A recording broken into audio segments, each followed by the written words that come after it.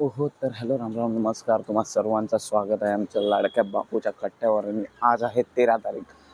आज माहिती आहे मला 3 दिवस गॅप झाला आहे, पण सगळे व्हिडिओ आजच येणार. आजच पक्का. काल त्यासाठी सुट्टी घेतलेली मी, पण तो विषय वेगळा आहे की झोपून राहिलेलो काल. अरे 3 दिवस झोप पूर्ण नव्हती झाली ना, 2 दिवस मागचे. तर त्यामुळे इच्छाच नव्हती होत काय करायची. मस्त बसून आहे ना रात्री दुपारपर्यंत तर 12 वाजेपर्यंत तर झोपलेलो होतो. नंतर त्याच्यानंतर मग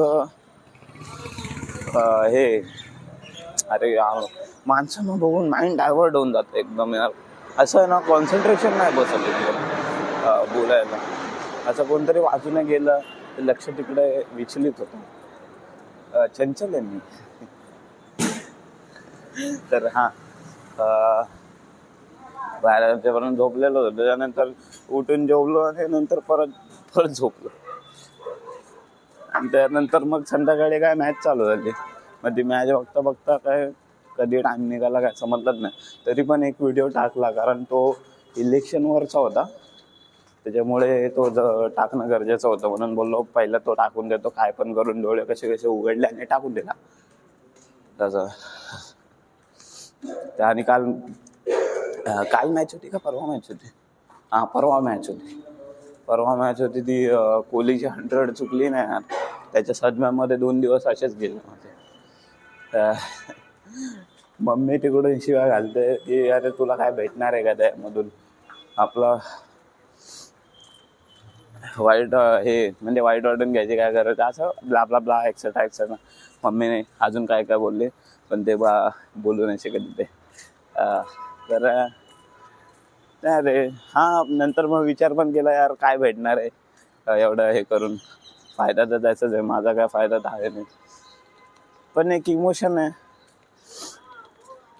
वाटतं की यार झाले असं 7 रन तर पाहिजे होते फक्त. झाले पाहिजे होते. ठीक आहे, आता काय जे होणार आहे ते होणार आहे, जे नाही होणार आहे ते नाही होणार. कोणाच्या हातात नाही हे सगळं.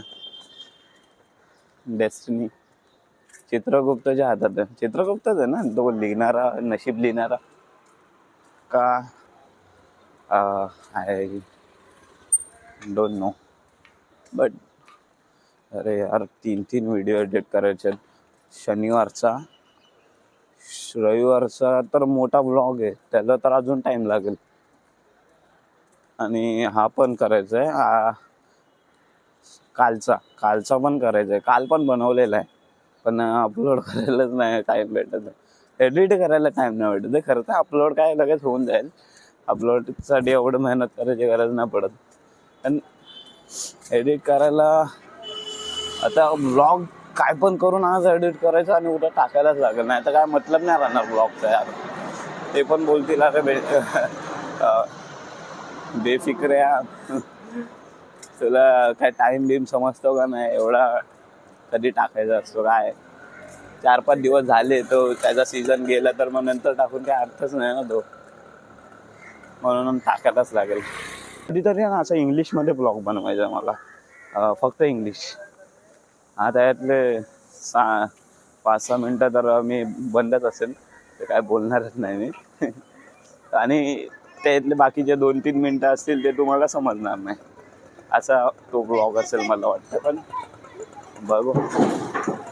आता हे आपलं काय डुओलिंगो चालू केलंय, ते खरं तर मी वर्षभराआधीच डाउनलोड करून ठेवलंय. पण विचार करतो यार आज करणार. दरवेळी तेच विचार करतो, पण तसं नाही होते लय. आणि ते त्याच्यावर जास्त टाइम पण नाही लागत ना. 5 मिनिटं फक्त द्यायचे आपल्याला रोजची 5 मिनिटं फक्त. ती पण नाही देते मी. म्हणजे ना हा विषय कधीतरी नंतर बोलूया, कारण हा मोठा विषय आहे. आळस हा माणसाचा शत्रू, हा टॅगलाईन असणार. ठीक आहे, तर आजसाठी एवढंच. आपण भेटू पुन्हा उद्या. आजच सगळे व्हिडिओ पडणार. भेंडी आजच पडणार पक्का. बाय.